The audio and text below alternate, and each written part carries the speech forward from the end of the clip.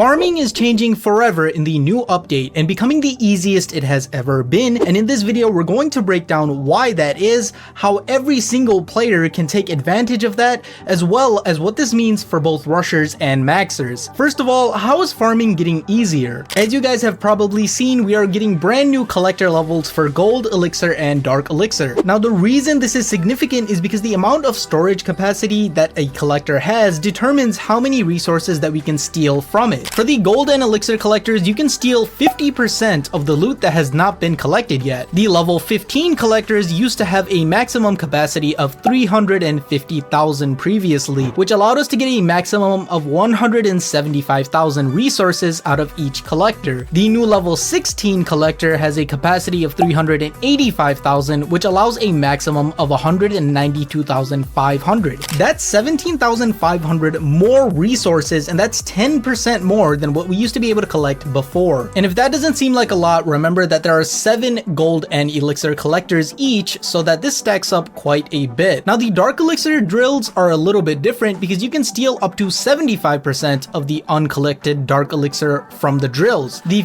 previous level 9 dark elixir drill allowed us to carry 3,600 dark elixir, and this made it so that you can steal a maximum of 2,700 dark elixir per drill. The new level 10 dark elixir drill allows us to carry 4,200 dark elixir and loot a maximum of 3,150 dark elixir per drill. That's 450 more dark elixir per drill, or approximately 17% more than what we would get previously. And remember that this change applies to each dark elixir drill. Okay, so clearly the numbers on farming, particularly for dead bases, are going to get a lot better, but how do we maximize this for every single player? Obviously, you want to hit the new collectors when you're farming as much as possible, but the important thing you have to realize is that this won't happen overnight. It will take some time for all the collectors to get upgraded, but slowly the amount of resources available will increase, and you should notice that within the next month or so, as long as you're a Town Hall 13 or above,